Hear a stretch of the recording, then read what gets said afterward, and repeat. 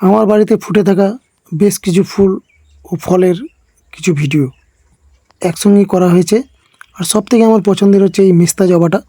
তো আপনাদের সামনেই কিন্তু উপস্থিত করলাম। কীরকম লাগছে অবশ্যই কমেন্টে জানাবেন। তো চলুন ভিডিওগুলো দেখা যাক।